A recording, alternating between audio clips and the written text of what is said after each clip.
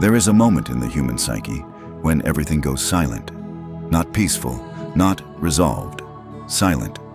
Carl Jung, one of the deepest explorers of the human mind, warned that the most dangerous psychological state is not panic. It is not rage. It is not even sorrow. It is unnatural calm. At first, this makes no sense. We are taught that calm is strength, that calm means control, that calm means mastery. But Jung was not talking about real calm. He was talking about something else, something far more dangerous. He was talking about the calm that appears when the psyche begins to disappear. The illusion of calm. When someone panics, their nervous system is alive. It is fighting for survival. When someone feels rage, something inside them is defending their boundaries. When someone feels sorrow, it means they are capable of love. Painful emotions are not weakness, they are evidence of life. They are signals that the psyche is still engaged with reality, still responding, still trying to adapt. But unnatural calm is different. Unnatural calm appears when the mind decides it cannot win, so it stops fighting. When the psyche shuts down, there is a survival mechanism buried deep in your nervous system. When danger is overwhelming and escape is impossible, the system does something unexpected. It shuts down, not because the danger is gone, but because feeling it fully would destroy you. This is called dissociation, emotional numbing, psychic withdrawal. The person becomes quiet, still, calm, but inside, they are gone. They are no longer participating in their own life. They are observing it from a distance. Jung understood that this state is not peace. It is protection, protection through disappearance. The loss of inner resistance. Panic resists, rage resists, sorrow resists, but unnatural calm accepts everything, even what should never be accepted. This is why it is dangerous, because resistance is necessary for survival. Resistance protects identity. Resistance protects meaning. Resistance protects the self. Without resistance, the self begins to dissolve. The person may remain physically present, but psychologically, they have left. This is how people lose themselves.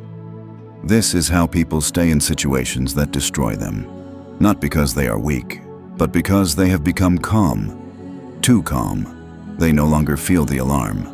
They no longer feel the urgency to escape. They no longer feel the signal that something is wrong. Jung believed that the psyche contains warning systems. Emotions are those warnings. But when those warnings go silent, danger increases because the person no longer knows they are in danger. The collapse of the ego. The ego is the structure that gives you a sense of I. It is the center of your identity. It organizes your experience, it protects your continuity. But the ego has limits. When reality overwhelms it beyond its capacity, it fractures. And in that fracture, calm can appear. A strange calm. A calm that feels empty, detached, almost unreal. This is not enlightenment. This is collapse. But collapse is not always the end. Sometimes, collapse is the beginning. The threshold between destruction and transformation. Jung called the process of becoming whole individuation. But individuation does not begin with comfort. It begins with confrontation. Confrontation with truth. Confrontation with shadow. Confrontation with everything the ego tried to avoid.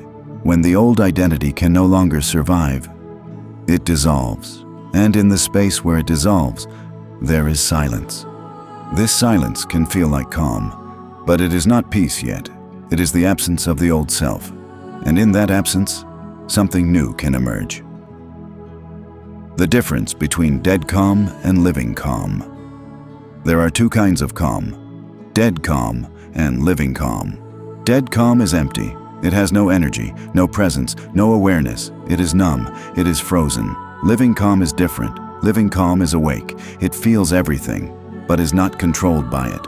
It is calm because it has integrated chaos, not because it has escaped it. True calm is not the absence of emotion. It is the mastery of emotion.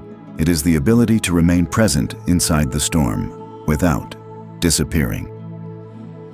Why this matters more than ever.